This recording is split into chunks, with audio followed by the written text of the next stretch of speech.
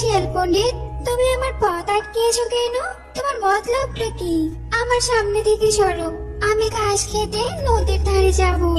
আমি তোকে এখন কোথাও যেতে দিব না, আমি এখন তোকে খাবো। এইসব তুমি কি বলছো? তুমি জানো না এই জঙ্গলের কোনো প্রাণী অন্য কোনো প্রাণীর প্রাণ নিতে পারবে না? এটা তো সিংহ মহারাজ ঘোষণা করে দিয়েছেন। তুমি কি সিংহ মহারাজের হুকুম অমান্য করছো? আরে রাখ তো তোর সিংহ মহারাজ, আমি কি ওই বুড়ো সিংহকে ভয় পাই নাকি? আর আমি যে এখন তোকে খাবো এটা সিংহ মহারাজ কি করে জানবে? তুই বেঁচে না থাকলে তুই জানাবি কেমনে? আরে কেউ কি আছো যে আমার প্রাণ বাঁচাবে? দয়া করে আমার প্রাণটা কেউ বাঁচাও, আর তা না হলে এই পাতি শিয়াল আমাকে খেয়ে নিবে। কেউ কি আছো? দয়া করে আমাকে সাহায্য করো, বাঁচাও, কেউ কেউ আমাকে বাঁচাও। হা হা হা, কেউ আসবে না, যতই চেঁচাস না কেন, আজ তোকে আমার হাত থেকে কেউ বাঁচাতে পারবে না। কি করছো? এই কি শিয়াল পণ্ডিত, তুমি ছাগল ছানাকে কেন খেতে যাচ্ছ?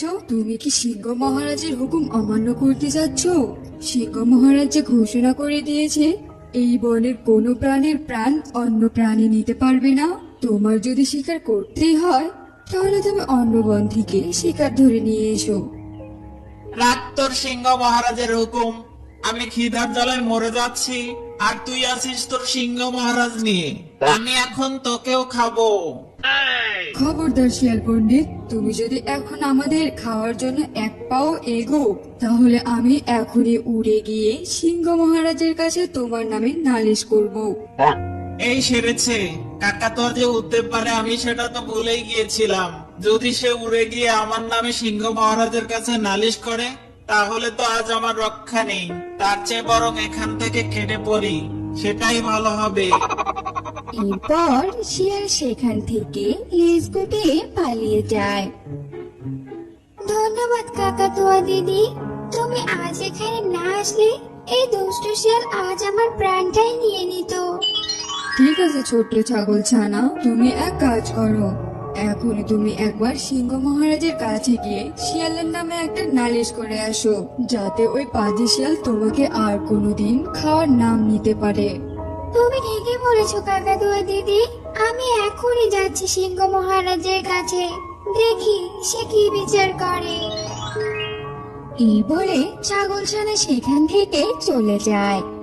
আর কিছুক্ষণ পর ছাগলছানা সিংহ মহারাজের গুহার কাছে পৌঁছে যায়। সে দেখতে পায় যে সিংহ গুহার সামনে দাঁড়িয়ে আছে। কি রে ছোট ছাগল ছানা, এখানে কি মনে করে আসলি? কোনো দরকার নাকি? মহারাজ, আমার মা কিছুদিন আগে মারা গেছে।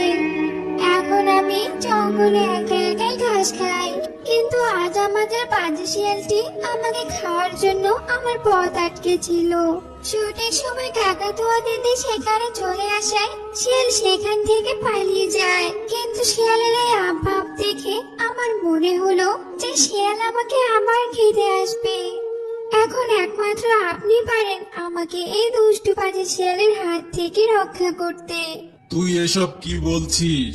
তুই শিয়ালকে বলিসনি যে এই জঙ্গলে কোনো পশু পাখির প্রাণ নেওয়া নিষেধ? হ্যাঁ মহারাজ, আমি বলেছিলাম, কিন্তু ওই শিয়াল বলে আমি কোনো মহারাজ টহারাজ মানি না, শিকার না করলে খাবো কি? কি?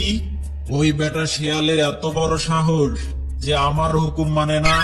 তুই এখন যা, আমি দেখছি এই পাজি শিয়ালের কি ব্যবস্থা করা যায়। সিংহের মুখে আশ্বাসের কথা শুনে ছাগলছানা সেখান থেকে চলে যায়। আর ওই দিক দিয়ে এক টিয়া পাখি উড়ে যাচ্ছিল। সিংহ টিয়াকে ডেকে বলে, মহারাজ, আপনি আমায় ডাকলেন কেন? তুই এখনই জঙ্গলের ভিতর যাবি, যে দেখবি শিয়াল কোথায় আছে, আর দেখা হলে বলবি আমি তাকে তলব করেছি। ঠিক আছে মহারাজ, আমি এখনই যাচ্ছি। তারপর পাখি শিয়ালের খোঁজে বের হলো। কিছুক্ষণ পর সে শিয়ালকে খুঁজে পেল। শিয়াল, এই শিয়াল, ওঠ, তাড়াতাড়ি ওঠ, তোকে সিংহ মহারাজ যেতে বলেছে। ওঠ শিয়াল, ওঠ বলছি। এই বেটা শিয়াল আজ যে ঘুমিয়েছে, ওঠ ওঠ। শিয়াল ওঠ, অলস শিয়াল ওঠ তাড়াতাড়ি। শিয়াল চোখ খুলে টিয়াকে বলে, কি হয়েছে তোমার? তোমার সমস্যাটা কি? আমার আরামের ঘুমটা হারাম করে দিলে কেন? বলো, ডাকছো কেন? তোকে সিংহ মহারাজ যেতে বলেছে। কেন? সিংহ মহারাজ আমাকে তার কাছে যেতে বলেছে কেন? সেটা আমি কি জানি? তুই নিজে গিয়ে দেখ কি জন্য ডেকেছে। আমি গেলাম, আমার অনেক কাজ আছে, তুই এখনই যা।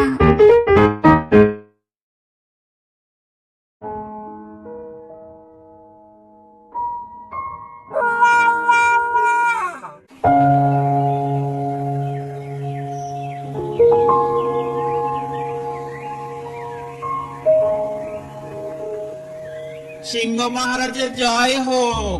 মহারাজ, আপনি কেন আমাকে তলব করেছেন? শিয়াল, তুই নাকি আজ ছাগলছানাকে মেরে খেতে চেয়েছিস? এসব আমি কি শুনছি? বল, তুই আমার হুকুম কেন অমান্য করেছিস? এই সেরেছে, ছাগলের বাচ্চাটা মনে হয় মহারাজের কাছে নালিশ করে গেছে। এখন তাকে কি বলি? কি রে, চুপ করে আছিস কেন? বল, এমনটা কেন করেছিস? আরে মহারাজ, আপনি ওই ছাগলের বাচ্চাটার কথাই বিশ্বাস করেন? এখনো পর্যন্ত আমার এত বড় সাহস হয়ে ওঠেনি যে আমি আপনার হুকুম অমান্য করব। কিন্তু ছাগলছানাটি তো এসে বলল তুই ওকে খেতে চেয়েছিলি। মহারাজ, আমার মনে হয় ছাগল ছানা কানে কম শুনে। আমি ওর সাথে খেলতে চেয়েছিলাম, আর ওই শুনেছে যে আমি ওকে খেতে চেয়েছি। এসব ওর ভুল ধারণা। তবে সাবধান, জঙ্গলের কোনো পশু পাখিকে খাবার চিন্তা মাথায়ও আনিস না। তুই এখন যা এখান থেকে। ঠিক আছে মহারাজ, আপনি যেমনটা বলবেন। এরপর শিয়াল তার বাড়ির উদ্দেশ্যে রওনা দিল। আর জঙ্গলের দক্ষিণ দিকে শেষ মাথায় এক গুহায় একটা বাঘ থাকতো। সে অনেক ক্ষুধার্ত ছিল, তাই সে খাবারের সন্ধানে জঙ্গলের দিকে যেতে লাগলো। আর হঠাৎ জঙ্গলের মধ্যে বাঘ ও শিয়ালের দেখা হলো। কি রে শিয়াল, কোথায় যাচ্ছিস? কোথায় আর যাব?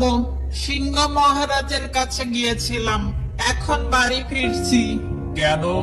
সিংহের কাছে কেন গিয়েছিলি? কি আর বলবো কষ্টের কথা? তুমি তো জানো এই জঙ্গলের কি নিয়ম। এই জঙ্গলের কোনো পশু পাখি নাকি খাওয়া যাবে না। আজ একটা ছাগলের বাচ্চাকে খেতে চেয়েছিলাম, কিন্তু কাকাতুয়ার জন্য পারিনি। সেই ছাগল ছানাটা গিয়ে সিংহ মহারাজের কাছে নালিশ করেছিল, তাই মহারাজ আমাকে ডেকেছিল। অনেকগুলো কথা শুনিয়ে দিল, আমি ঘুরিয়ে পেঁচিয়ে কিছু মিথ্যা বলে চলে আসলাম। তুমি বলো, এভাবে কি বাঁচা যায়? ওই সিংহের কথা আমার সামনে একদমই বলবি না। ওর জন্য আজ আমাকে ঘাস খেয়ে থাকতে হচ্ছে। আমি বাঘ হয়ে ছাগলের মতো ঘাস খাই। কি অদ্ভুত নিয়ম দিয়েছে জঙ্গলে, যে কোনো পশু পাখিকে খাওয়া যাবে না। আমি যদি রাজা হতাম, এরকম নিয়ম আমি কোনোদিন দিতাম না। আমিও তো তাই বলি মামা, তোমার মতো এরকম একজন নাদুস নদুস বাঘ এই বনে থাকতে ওই দুর্বল রোগা পাতলা সিংহ কি করে বনে রাজা হয়? আমি বলি কি মামা, তুমি এই সিংহকে মেরে বনে রাজা হয়ে যাও, তখন আর তোমাকে ঘাস খেয়ে থাকতে হবে না। কি বলিস ভাগ্নে? আমি কি আর রাজা হতে পারবো? কি বলো মামা? 100 বার পারবে, 200 বার পারবে, 1000 বার পারবে। তবে এটাও সত্যি যে তুমি ঘাস খেয়ে খেয়ে অনেকটা রোগা হয়ে গেছো। তবে এখনো সময় আছে। রোজ রোজ আর যদি ঘাস না খেতে চাও, তবে ওই সিংহকে মেরে বনে রাজা হয়ে যাও। তুই ঠিকই বলেছিস ভাগ্নে। যা, এখনই যা, আর গিয়ে সিংহকে বলে দে আজ থেকে বনের রাজা বাঘ, সিংহ নয়। ঠিক আছে মামা, তুমি চিন্তা করো না, আমি এখনই যাচ্ছি।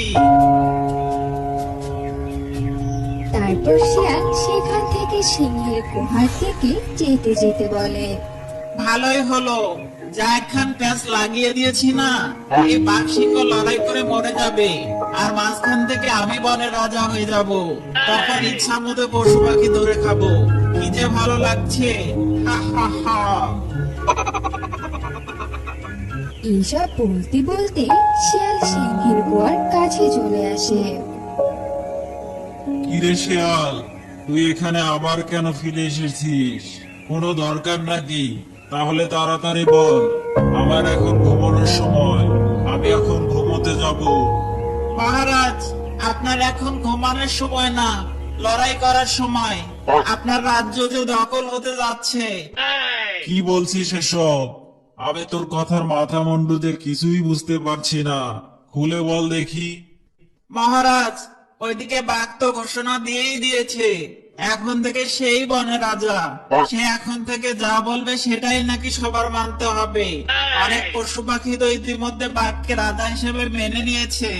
মনে হচ্ছে মহারাজ, আপনার এই জঙ্গলে আর বেল নেই। এখন সবাই ওই বাঘকেই মহারাজ বলবে। কিছু একটা করুন মহারাজ, আপনি যে রাজত্ব হারাতে বসলেন। কি? ওই বেটা বাঘের এত বড় সাহস যে আমাকে রাজা হিসেবে মানে না, আবার আমার রাজত্ব কেড়ে নিতে চায়? আমি এখনই যাচ্ছি, ওকে উচিত শিক্ষা দিতে হবে। এই বলে সিংহ বাঘের সাথে দেখা করার জন্য রওনা দিল।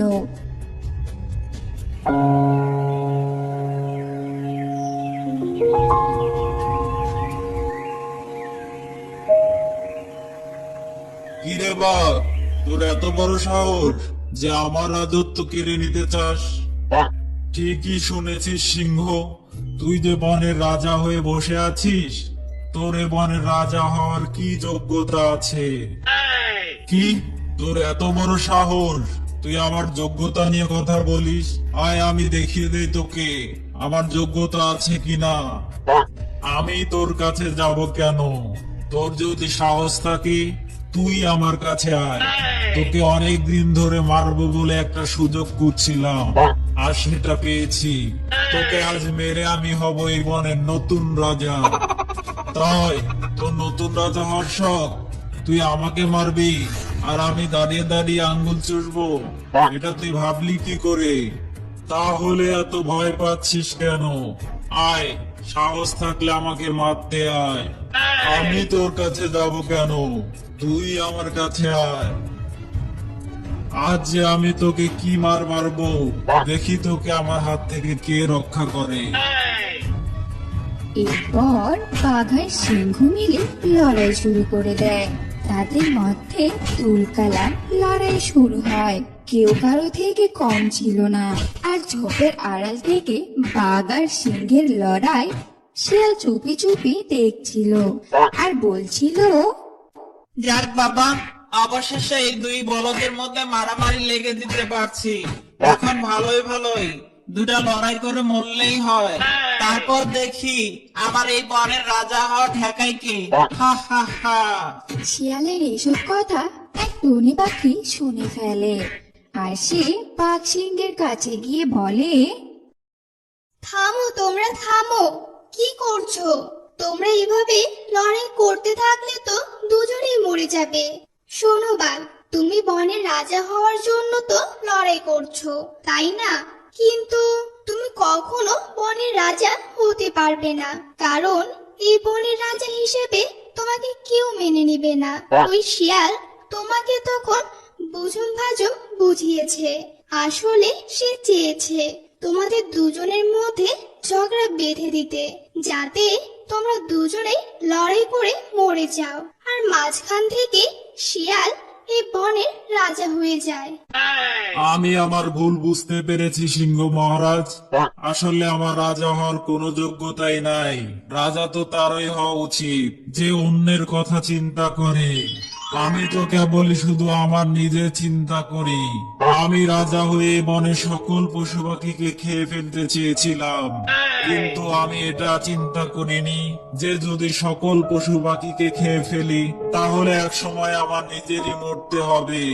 তখন যে আমি খাওয়ার জন্য আর কোনো পশু পাখি খুঁজেই পাবো না। কিন্তু আপনি চিন্তা করেছেন এ বনের সকল পশু পাখিকে রক্ষা করতে, যাতে কারো কোনো খাবার সমস্যা না হয়। মহান তো আপনি। জয় হোক, সিংহ মহারাজের জয় হোক। একই হয়ে গেল, বাঘ সিংহ তো এক হয়ে গেল। এখন তো দুজনে মিলে আমার অবস্থা খারাপ করবে। না, এখানে আর থাকা যাবে না। পালাই, পালিয়ে অন্য কোনো বনে চলে যায়।